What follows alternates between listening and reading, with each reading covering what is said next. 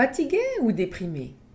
La question peut vous paraître banale, mais en réalité, on ne fait pas toujours bien la différence. Déjà parce qu'un élément majeur dans la déprime, c'est bien d'être fatigué. Alors quand on est déprimé, on est en général automatiquement fatigué. L'inverse n'est pas vrai pour autant.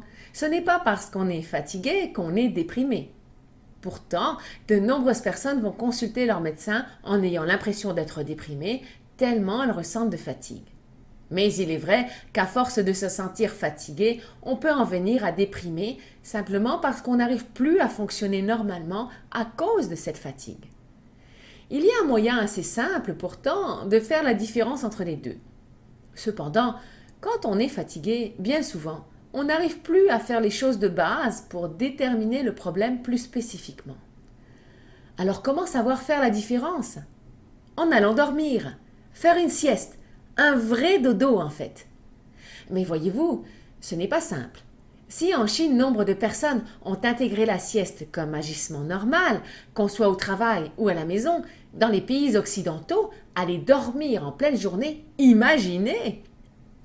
Pourtant, lorsqu'on prend ce moment de sieste, ce petit dodo récupérateur, en général, si on est juste fatigué, on se sent pas mal mieux ensuite. Par contre, si on est déprimé, le dodo n'y change absolument rien. Et même, on se sent parfois encore pire. Mais là encore, ce n'est pas si simple. Parfois, il faut plus qu'un dodo pour récupérer.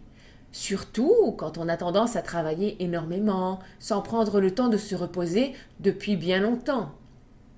Et en prenant ce petit dodo récupérateur, on se sent encore plus fatigué. Oui, mais alors, ça veut dire qu'on est déprimé, puisque toujours aussi fatigué?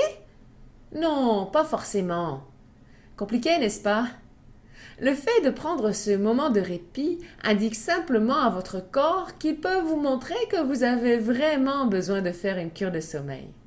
Il se relâche et on ressent pleinement ce besoin de dormir qu'on repousse la plupart du temps.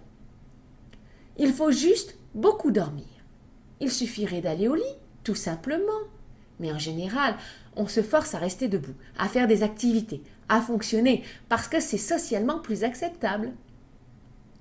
Les humains, on a besoin de dormir. En moyenne, 8 heures par jour. Comme dans beaucoup de choses, il y a des injustices. Certains seront en pleine forme après 6 heures, tandis que d'autres seront de vraies marmottes et ne se sentiront bien qu'avec des nuits de 10 heures. Oui, ça arrive. Chacun a son rythme et en moyenne, cela fait 8 heures. Et ne demandez pas à un petit dormeur de dormir plus, ça le fatiguerait. Rester au lit au-delà de nos réels besoins génère une certaine apathie. Parfois, on est fatigué aussi pour une autre raison bien simple et facile à résoudre. On est en manque d'eau. Exactement. En buvant 1 ou 2 verres d'eau, si on est juste fatigué, rapidement on reprend son énergie. Oubliez le café, ça déshydrate plus qu'autre chose et ça donne l'illusion d'être en forme temporairement. Avec une dose de café, on fait juste surexciter son système au risque de mal dormir lorsqu'il sera vraiment temps de le faire. Alors, fatigué ou déprimé? Eh bien, si avec les moments pris à dormir ça ne suffit pas, à condition de s'être donné le temps néanmoins, et si on n'a aucune énergie pour se bouger, et si tout est noir, on n'est plus dans la fatigue pure et ses effets déprimants. C'est d'autre chose dont il s'agit, de déprime, voire de dépression. Le verre d'eau et le dodo ne suffiront pas dans un tel cas. Mais il y a encore d'autres choses à faire avant la médication pure pour la dépression. Mais entre nous, qu'avons-nous à perdre à d'abord instaurer ces 2 éléments pour vérifier les effets de cela sur plusieurs jours? Ça ne coûte rien de prendre de l'eau. Et même si on manque des activités pendant nos gros dodos, c'est temporaire. Par contre, si l'énergie revient, quel gain!